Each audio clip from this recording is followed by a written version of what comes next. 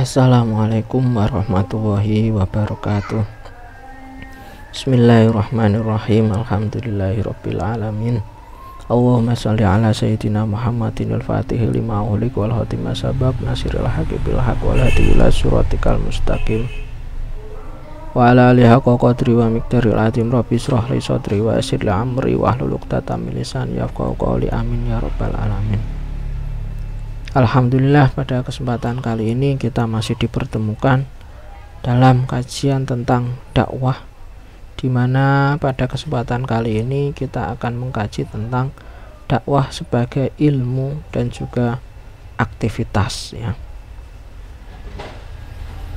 Ini sebagai pendahuluan saja ya. Banyak ya kalangan yang mempertanyakan status keilmuan dakwah. Jadi banyak kalangan, banyak ilmuwan yang kemudian mempertanyakan janjane keilmuan dakwah itu seperti apa, dakwah itu ilmu atau bukan, kan seperti itu. Apakah dakwah itu ilmu atau hanya sekedar pengetahuan?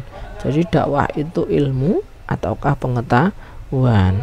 Jika dakwah itu ilmu, termasuk ilmu dalam paradigma yang mana ya? Jika ilmu, paradigmanya mana, kan gitu. Sebaliknya, jika dakwah hanya pengetahuan, apakah termasuk pengetahuan yang telah memiliki sistematikanya atau hanya pengetahuan biasa yang tidak terstruktur dengan jelas? Jadi janjane dakwah itu ilmu ataukah pengetahuan. Nah, kemudian kalau ilmu, paradigmanya apa? Kalau pengetahuan, sistematika keilmuannya bagaimana?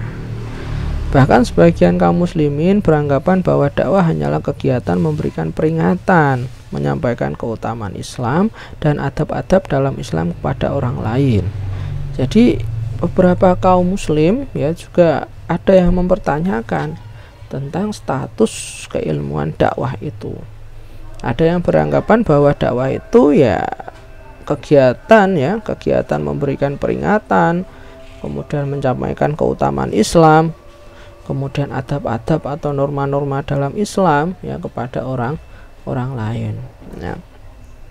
Dan bukan sebuah ilmu yang harus dipelajari dan tidak perlu spesialis yang profesional untuk menyampaikan pesan-pesan agama.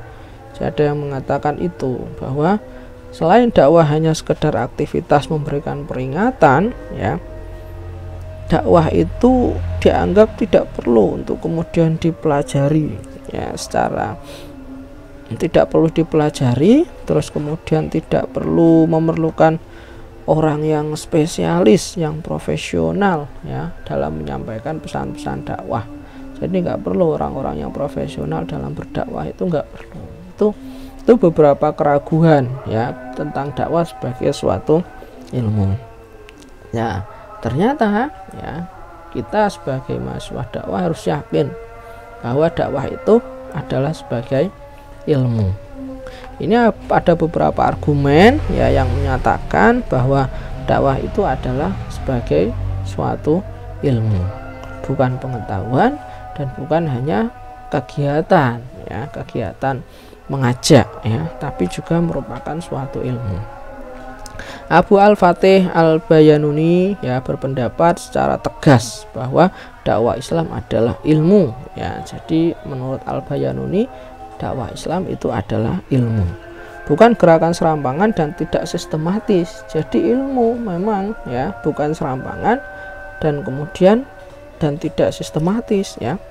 Dakwah sejak generasi awal adalah gerakan yang ilmiah dan amaliyah serta memiliki kekhasan dalam epistemologi, ontologi dan juga aksiologi. Jadi sejak awal dilaksanakan dakwah itu sudah merupakan sebuah gerakan yang ilmiah dan juga amaliyah ya, karena dia memiliki kekhasan ya dalam bidang epistemologi, ontologi dan juga aksiologinya.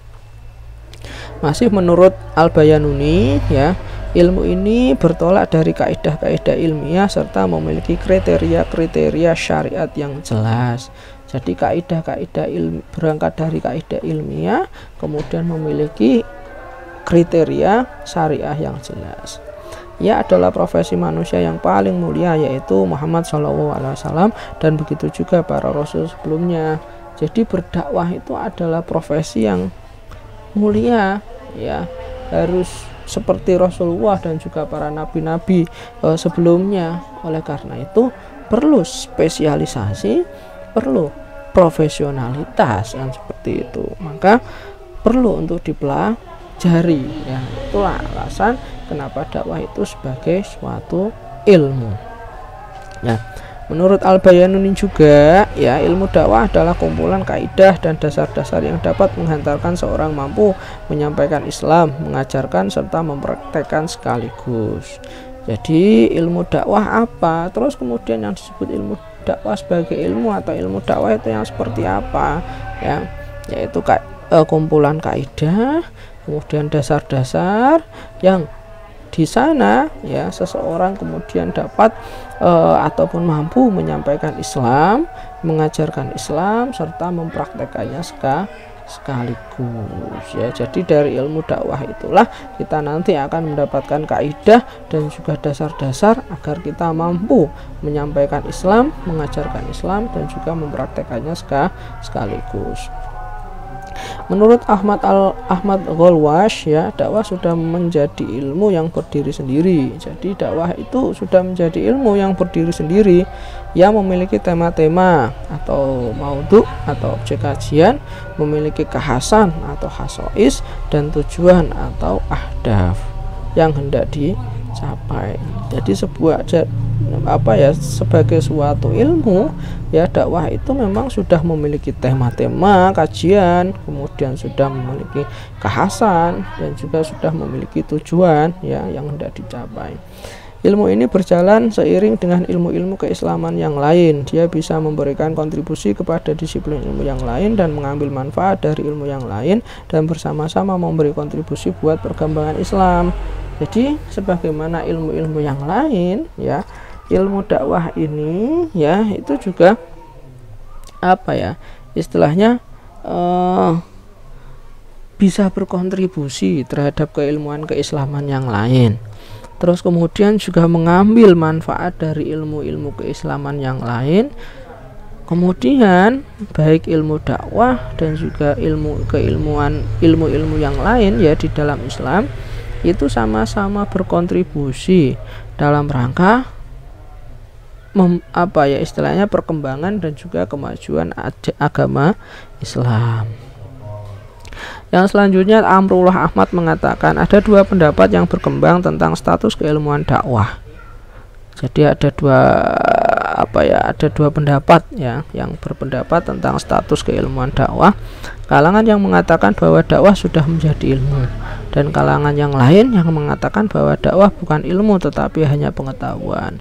Jadi ada dua pendapat, ada yang mengatakan bahwa dakwah itu sudah menjadi ilmu, yang kedua ada juga yang mengatakan bahwa dakwah itu hanyalah pengetahuan, belum mencapai derajat sebagai ilmu.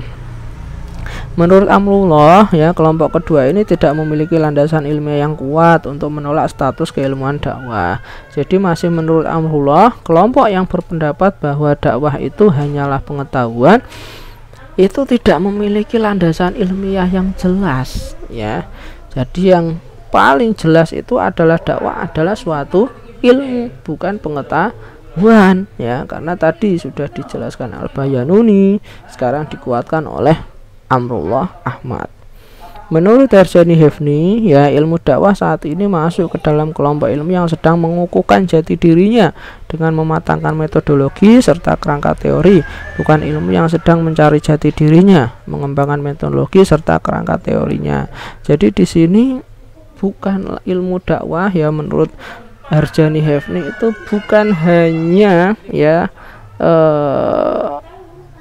istilahnya sekarang ini sudah proses pengukuhan jati diri ya, pengukuhan jati diri baik dari segi metodologi, kerangka teorinya ya, tidak lagi mencari jati diri tapi sudah melakukan pengukuhan jati diri ya sebagai suatu ilmu. Kemudian di sini ada syarat ilmu pengetahuan ya. Jadi kenapa kemudian ilmu dakwah itu bisa dikatakan sebagai ilmu, itu harus memenuhi syarat ilmu pengetahuan. Sebuah disiplin ilmu disebut layak untuk menjadi disiplin ilmu yang berdiri sendiri jika dapat menjawab pertanyaan-pertanyaan seputar ontologi, epistemologi, dan juga aksiologi dari filsafat ilmu. Jadi ilmu ya layak disebut sebagai ilmu yang bisa berdiri sendiri itu harus mampu menjawab ontologinya seperti apa, epistemologinya bagaimana, dan aksiologinya bagaimana. Nah, ontologi ilmu berbicara tentang objek apa yang menjadi telaah bidang ini dan bagaimana wujud hakiki dari objek ini. Jadi ontologi itu berbicara tentang objek apa yang kemudian menjadi telaah dalam bidang tersebut. Kemudian adapun epistemologi berbicara tentang proses menerima ilmu itu, apa kriteria kebenarannya dan cara apa yang dipergunakan untuk mendapatkannya. Kalau ontologi itu adalah tentang apa yang ditelaah, bidang apa yang kemudian ditelaah, hakikatnya bagaimana. Kalau epistemologi itu lebih pada bagaimana ilmu itu diperoleh ya, dipergunakan ya.